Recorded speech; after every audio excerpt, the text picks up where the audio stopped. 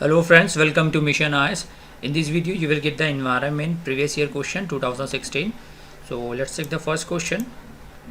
In the cities of our country, which among the following atmospheric gases are normally considered in calculating the value of air quality index? देखा जाए कि हर साल UPSC civil service exam में environment ecology से 15 से 20 question आते हैं, जिसमें से एक क्वेश्चन आपका पोल्यूशन पे रहेगा। तो एयर क्वालिटी इंडेक्स मेजर की कैसे की जाती है? So you can pause the video and give the answer. So its right answer is option B, 2, 3 and 4. Carbon dioxide and methane are the greenhouse gases. So eliminating first and 5, you will get the right answer. So these are the pollutants. These are the 8 pollutants: PM10, PM2.5, SO2, NS3. ऐसे total 8 pollutants हैं and air quality index categorize the namely good, satisfactory, moderately polluted, very poor and severe. These are the 6 categories of air pollution. Next question. तो ऐसे question में कैसे solve किया जाए? ऐसे question में आपको देखना है कि हर एक स्टेटमेंट में एक्सट्रीम वर्ड क्या है। जैसे फर्स्ट स्टेटमेंट में the agreement was signed by all the member countries, तो all make this statement wrong. Third statement में develop countries acknowledge their historical responsibility in global warming, committed to donate $1000 billion. It was $100 billion. तो अगर आपने third को ही eliminate कर दिया तो you will get the right answer. देखिए third option तीनों, थर्ड स्टेटमेंट तीनों ऑप्शन में है एक्सेप्ट बी, तो B will be the correct one, B will be the right option. तो इस तरीके से आप एलिमिनेशन मेथड का यूज़ करके राइट आंसर निकाल सकते हो। सो फ्रेंड्स, अगर आप आपके फ्रेंड सर्कल में या कज़िन रिलेटिव्स में कोई IIT है या नीट है या 8 to 12 एग्ज़ाम का प्रिपरेशन कर रहा है या फ्यूचर में उसे नीट एग्ज़ाम या IIT JEE देना है, तो it's a golden opportunity for them कि अनअकैडमी ने 45 दिन का प्लस सब्सक्रिप्शन कोर्स स्टार्ट किया है एट ₹299 ओनली। लेकिन ये जो ऑफ़र है 30 तारीख से पहले आपको सब्सक्राइब करना है। इसकी लिंक डिस्क्रिप्शन में दी हुई है। You can use this code MIYT10। इस कोड का इस्तेमाल करने पर आपको 20% डिस्काउंट मिलेगा, 20%। ओके, ये तीनों भी एप्लीकेबल है IIT के लिए, क्लास 8 to 12 जर्नी और नीट के लिए, जिसमें लाइव क्लासेस होंगी bye Unacademy top educators, guidance for the CBSE board preparation, 24/7 doubt solving sessions होगा। इसके अलावा और भी टेस्ट सीरीज़ वगैरह भी रहेगी और मिनी आप अपने जो भी डाउट्स है इमीडिएटली आप अपलोड कर सकते हो, तो आपको उसका निवारण ज़रूर मिलेगा। ओके, तो इस लिंक पे क्लिक करने के बाद आपको अनअकैडमी लर्निंग ऐप डाउनलोड करना होगा और फिर उसमें आपको प्लस सिलेक्ट करना होगा, प्लस में ही ये चीज़ आपको मिलेगी।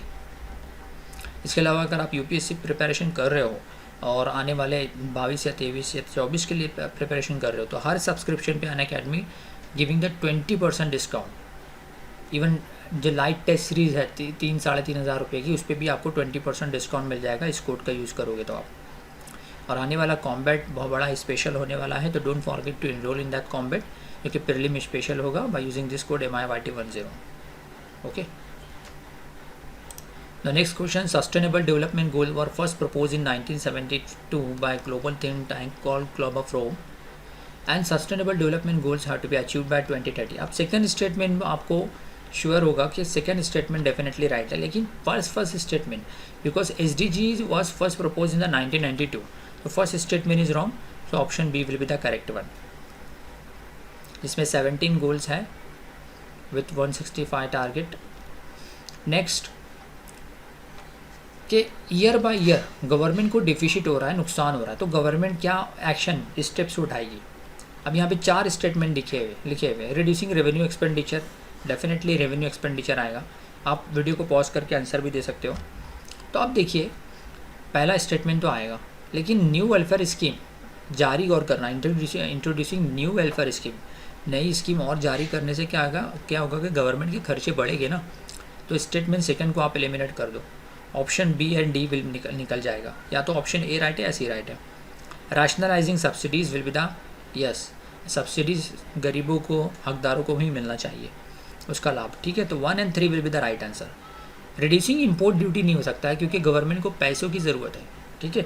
इम्पोर्ट ड्यूटी कम करने से और नुकसान होगा, इंक्रीजिंग इम्पोर्ट ड्यूटी आना चाहिए। तो 1 and 3 will be the right answer.